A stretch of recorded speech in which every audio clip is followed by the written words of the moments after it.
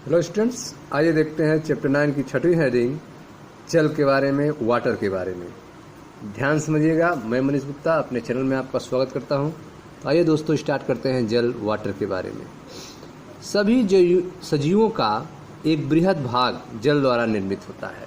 ठीक है, जितने भी सजीव हैं उनका एक बहुत बड़ा हिस्सा, एक बड़ा हिस्सा जो है जल के द्वारा ही बना होता है। सभी सजीवों का एक बृहद भाग जल द्वारा निर्मित है। मानव शरीर में लगभग 65% और कुछ पौधों में लगभग 95% जल होता है। तो मनुष्य के शरीर में लगभग 65% जो है जल ही होता है, और कुछ पौधे ऐसे होते हैं जिनमें लगभग 95% जो है उनका शरीर में जल ही होता है। ठीक है, तो सभी सजीवों का एक बृहद भाग जल द्वारा निर्मित होता है। मानव शरीर में लगभग 65% या कुछ पौधों में लगभग 95% जल होता है। जीवों को जीवित रहने के लिए जल एक महत्वपूर्ण यौगिक है। ठीक है, जीवों को जीवित रहने के लिए जल एक महत्वपूर्ण यौगिक है, क्योंकि यह एक अति महत्वपूर्ण विलायक है। जल जो है एक अति महत्वपूर्ण सॉल्वेंट होता है, अति महत्वपूर्ण विलायक होता है। अतः जीवों को जीवित रहने के लिए जल एक महत्वपूर्ण यौगिक है। पृथ्वी की सतह पर जल का वितरण एक समान नहीं है। पृथ्वी की सतह पर जल जो है एक समान रूप से नहीं पाया जाता है। जल का वितरण जो है एक समान नहीं है। विश्व की आकलित जल आपूर्ति जो है वह 9.2 में दी गई है। आप देखें ध्यान से, यह 9.2 है विश्व की आकलित जल आपूर्ति स्रोत, और संपूर्ण प्रतिशत मात्रा यहाँ पे दिया गया है। महासागर में आप देख रहे हैं कि जो जल है वो उसका 97.33% जो है जल में महासागर में ही पाया जाता है। ठीक है, तो आप देख रहे हैं कि ओशियंस में, महासागर्स में संपूर्ण जल का 97.33% जो है वह ओशियंस में पाए जाते हैं, महासागर में पाए जाते हैं। ठीक है, खारी झील तथा अंतःस्थलीय समुद्र में 0.008% जल पाया जाता है। ध्रुवीय बर्फ और हिमानी के रूप में 2.04% पाए जाते हैं। ग्राउंड वाटर भौम जल के रूप में 0.61% पाया जाता है। झील के रूप में 0.009%, मॉइस्ट के रूप में, सॉइल मॉइस्चर के रूप में 0.005%, वायुमंडलीय जलवाष्प के रूप में 0.001%, और नदियों के रूप में जो जल पाया जाता है वह है 0.0001%। ठीक है स्टूडेंट्स, तो इस तरह से आप देख रहे हैं कि जल की जो अधिकांश मात्रा है वो महासागरों में है। 97.33% महासागर में पाया जाता है। ग्राउंड वाटर जिसका हम यूज करते हैं पीने के लिए वह केवल 0.61% है। ठीक है स्टूडेंट्स, तो यह जल का विश्व की आकलित जल आपूर्ति के बारे में थी। अब आइए देखते हैं जल के भौतिक गुण के बारे में।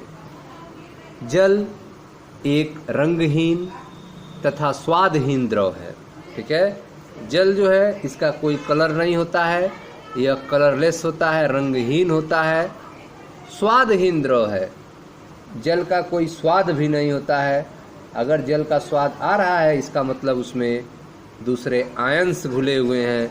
उन आयनों के कारण जो है कैल्शियम, मैग्नीशियम जो आयन्स हैं उनके कारण जो है उनमें स्वाद आता है। प्योर वाटर है तो वह स्वादहीन होता है। यह एक रंगहीन तथा स्वादहीन द्रव है। जल अर्थात H2O तथा भारी जल अर्थात D2O के भौतिक गुण जो है 9.3 में दिए गए हैं। ठीक है, आपको हमने बताया था कि हाइड्रोजन 3 तरह के होते हैं। हाइड्रोजन के 3 समस्थानिक होते हैं, 1H1, 1H2 और 1H3। ऑक्सीजन के साथ यह क्रिया करके आपस में जुड़ते हैं। ऑक्सीजन के साथ ये बंध बनाते हैं। अगर 1H1 वाला ऑक्सीजन से जुड़ता है तो H2O बनाएगा। जिसे साधारण जल कहेंगे। अगर 1H2 वाला ऑक्सीजन से जुड़ता है तो उसे D2O कहेंगे और उसे भारी जल कहेंगे। दोनों में काफ़ी अंतर होता है जल और भारी जल में। आप देख सकते हैं ये एक टेबल के माध्यम से यहाँ समझाया गया है। 9.3 H2O और D2O के भौतिक गुण की तुलना की गई है। जैसे पहला है आणविक द्रव्यमान की अगर बात की जाए तो आणविक द्रव्यमान जो है वह H2O का 18.0151 होता है, जबकि D2O का 20.0276 होता है। ठीक है, तो ये आणविक द्रव्यमान आप देख रहे हैं कि आणविक द्रव्यमान जो है वह H2O का 18.0151 है, जबकि D2O का 20.0276 है। गलनांक H2O का 273 केल्विन है, जबकि D2O का 276.8 केल्विन है। क्वथनांक जो है वह H2O का 373 केल्विन है, जबकि D2O का 374.4 केल्विन है। विरचन एंथैल्पी अगर कहा जाए, एंथैल्पी ऑफ फॉर्मेशन, तो D2O का -285.9 किलोजूल पर मोल है, जबकि D2O का है -294.6 किलोजूल पर मोल। वाष्पन enthalpy, enthalpy of vaporisation, D2O का H2O का है 40.66, जबकि D2O का है 41.61। ठीक है, इस तरह से घनत्व अगर देखा जाए तो घनत्व जो है H2O का 1 होता है, जबकि D2O का 1.1059 होता है। ठीक है, विद्युत चालकता देखा जाए तो विद्युत चालकता जो है H2O का होता है 5.7 × 10⁸। ठीक है, और इसकी जो है अभी गणना नहीं हुई है।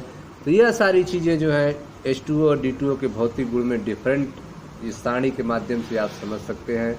आइए अब और कुछ भौतिक गुण के बारे में चर्चा करते हैं।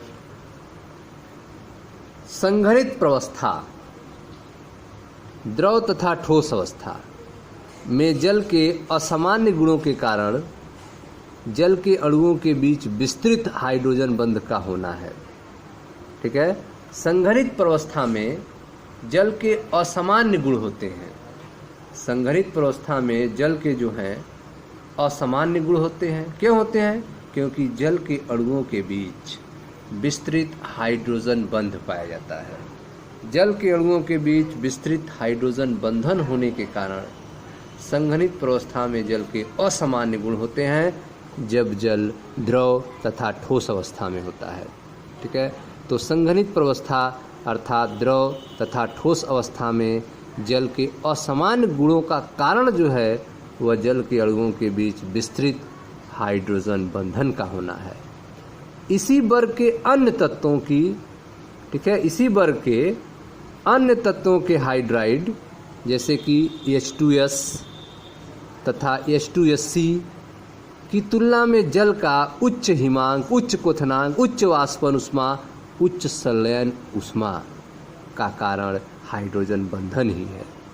ठीक है, इसी वर्ग के अन्य तत्वों के हाइड्राइड जो हैं जैसे कि H2S, H2SC की तुलना में जल का उच्च हिमांक होता है, उच्च क्वथनांक होता है, उच्च वाष्पन ऊष्मा होता है, उच्च संलयन ऊष्मा होता है। इन सब का उच्च होने का कारण हाइड्रोजन बंध का होना है। अन्य द्रवों की तुलना में जल की विशिष्ट ऊष्मा, तापीय चालकता, पृष्ठ तनाव, द्विध्रुव आघूर्ण तथा परावैद्युतांक का मान उच्च होते हैं, अधिक होते हैं। ठीक है, तो अन्य द्रवों की तुलना में जल का विशिष्ट ऊष्मा, तापीय चालकता, पृष्ठ तनाव, द्विध्रुव आघूर्ण तथा परावैद्युतांक के मान भी उच्च होते हैं। इन्हीं गुणों के कारण जीव मंडल में जल का महत्वपूर्ण भूमिका होती है। ठीक है, इन्हीं सब प्रॉपर्टी के कारण, इन्हीं सब गुणों के कारण जीव मंडल में जल की महत्वपूर्ण भूमिका होती है। जल की उच्च वाष्पन ऊष्मा तथा उच्च ऊष्माधारिता, जल की उच्च वाष्पन ऊष्मा तथा उच्च ऊष्माधारिता ही जीवों के शरीर तथा जलवायु के सामान्य ताप को बनाए रखने के लिए जिम्मेदार होती है। ठीक है, जीवों के शरीर तथा जलवायु के सामान्य ताप को बनाए रखने के लिए जिम्मेदार जल होता है, क्योंकि जल की उच्च वाष्पन ऊष्मा होती है और उच्च ऊष्माधारिता होती है। ठीक है, तो जल की उच्च वाष्पन ऊष्मा के कारण तथा उच्च ऊष्माधारिता के कारण ही जीवों के शरीर तथा जलवायु के सामान्य ताप को बनाए रखने के लिए उत्तरदायी होता है। वनस्पतियों तथा प्राणियों के उपापचय में अणुओं के अभिगमन के लिए, मूवमेंट के लिए जल एक उत्तम विलायक का कार्य करता है। वनस्पतियों और प्राणियों के मेटाबॉलिज्म में अणुओं के मूवमेंट के लिए, अणुओं के अभिगमन के लिए जल एक उत्तम विलायक का कार्य करता है। जल ध्रुवीय अणुओं के साथ हाइड्रोजन बंध बनाता है। जल जो है ध्रुवीय अणुओं के साथ हाइड्रोजन बंध बनाता है, जिससे सहसंयोजक यौगिक जैसे कि एल्कोहल, कार्बोहाइड्रेट यौगिक जल में घुल जाते हैं, जल में विलय हो जाते हैं। क्यों घुल जाते हैं? क्योंकि जल जो है इनके साथ हाइड्रोजन बंध बना लेता है। जल ध्रुवीय अणुओं के साथ हाइड्रोजन बंध बनाता है, जिससे सहसंयोजक यौगिक जैसे कि एल्कोहल तथा कार्बोहाइड्रेट यौगिक जल में विलय होते हैं। ठीक है स्टूडेंट्स, तो यह था आपके जल के भौतिक गुण के बारे में। अब देखें जल का स्ट्रक्चर कैसा होता है, जल की संरचना कैसी होती है। गैस प्रावस्था में जल एक बंकित अणु है। गैस प्रावस्था में जल एक बंकित संरचना का अणु है। यह स्ट्रक्चर आप देख सकते हैं, इसे बंकित संरचना कहा जाता है। इसमें आप देख रहे हैं कि इसमें जो दूरियां हैं वह है आपका 95.7 पिकोमीटर। ऑक्सीजन और हाइड्रोजन के बीच की दूरी 95.7 पिकोमीटर इस बंध की दूरी है। कोण अगर देखा जाए, हाइड्रोजन ऑक्सीजन हाइड्रोजन के बीच का बंध कोण जो है 104.5 डिग्री का है। हाइड्रोजन ऑक्सीजन हाइड्रोजन के बीच का बंध कोण 104.5 डिग्री का है, जबकि ऑक्सीजन और हाइड्रोजन के बीच बंध की दूरी जो है वह 95.7 पिकोमीटर का है। गैस प्रावस्था में जल एक बंकित अणु है। गैस प्रावस्था में जल एक बंकित अणु है। आबंध कोण तथा ऑक्सीजन हाइड्रोजन आबंध की दूरी का मान जो है, आबंध कोण का मान 104.5 डिग्री, जबकि OH आबंध की दूरी का मान 95.7 पिकोमीटर है, जैसा कि आप चित्र क में देख सकते हैं। अत्यधिक ध्रुवित अणु, चित्र ख में आप देखें, यह अत्यधिक ध्रुवित अणु होता है। ऑक्सीजन की विद्युत ऋणात्मकता अधिक होती है। शेयर पेयर ऑफ इलेक्ट्रॉन को अपनी तरफ खींच लेता है, जिससे इस पर आंशिक माइनस चार्ज उत्पन्न होता है, हाइड्रोजन पे आंशिक प्लस चार्ज उत्पन्न हो जाता है। उसी तरह इसका भी इलेक्ट्रॉन को खींच लेता है, जिससे फिर से ऑक्सीजन पे आंशिक माइनस उत्पन्न हो जाता है और हाइड्रोजन पे आंशिक प्लस उत्पन्न हो जाता है। इस तरह से ऑक्सीजन पे 2 आंशिक माइनस उत्पन्न हो गया है। ठीक है, इस कारण आप देख सकते हैं कि जल का अणु अब जो है ध्रुवित रूप में है। इस पे 2 ध्रुव बन गए हैं, आंशिक प्लस और आंशिक माइनस, पोलर हो गया है जल का अणु, अर्थात यह ध्रुवीय अणु होता है। अब जो है जल के अणु में ऑर्बिटल का अतिव्यापन आप देख सकते हैं। यह जल का अणु है जिसमें ऑर्बिटलों का अतिव्यापन दिखाया गया है। जल के अणु में ऑर्बिटल अतिव्यापन आप देखें, यह हाइड्रोजन का ऑर्बिटल है जो यस होता है, जो गोल आकार का है। यह ऑक्सीजन का ऑर्बिटल है जो पी ऑर्बिटल है, जो डंबल के आकार का होता है। इसमें अतिव्यापन होता है और इस तरह से H2O का निर्माण होता है। ठीक है, तो ग वाला जो फिगर है वह जल के अणु में ऑर्बिटल अतिव्यापन को दर्शाया गया है। ठीक है, तो यह जल की संरचना है। गैस प्रावस्था में जल एक वंकित अणु होता है। आबंध कोण तथा OH आबंध की दूरी का मान क्रमशः 104.5 डिग्री तथा 95.7 पिकोमीटर होता है, जैसा कि आप चित्र क में देख सकते हैं। अत्यधिक ध्रुवित अणु ख में आप देख सकते हैं, और जल के अणु में ऑर्बिटल अतिव्यापन को चित्र ग में आप देख सकते हैं। ठीक है स्टूडेंट्स, आगे देखते हैं। जल का क्रिस्टलीय प्रारूप बर्फ होता है। जल का क्रिस्टलीय प्रारूप जो होता है वह बर्फ है। वायुमंडलीय दाब पर बर्फ का क्रिस्टलीकरण खटकोणी आकृति के रूप में होता है। वायुमंडलीय दाब पर बर्फ का जो क्रिस्टलीकरण होता है वह खटकोणीय रूप में होता है, खटकोणी आकृति के रूप में होता है। परंतु न्यून ताप पर, कम टेम्परेचर पर इसका संघनन जो है घनी आकृति के रूप में होता है। तो न्यून ताप पर इसका संघनन घनी आकृति में रूप में होता है। तो जल का क्रिस्टलीय प्रारूप बर्फ है। वायुमंडलीय दाब पर बर्फ का क्रिस्टलीकरण खटकोणी आकृति के रूप में होता है, परंतु न्यून ताप पर इसका संघनन जो है घनी आकृति में होता है। बर्फ का घनत्व जल से कम होता है। बर्फ का घनत्व जो होता है वह जल से कम होता है। यही कारण है कि बर्फ का टुकड़ा जल पर तैरता रहता है।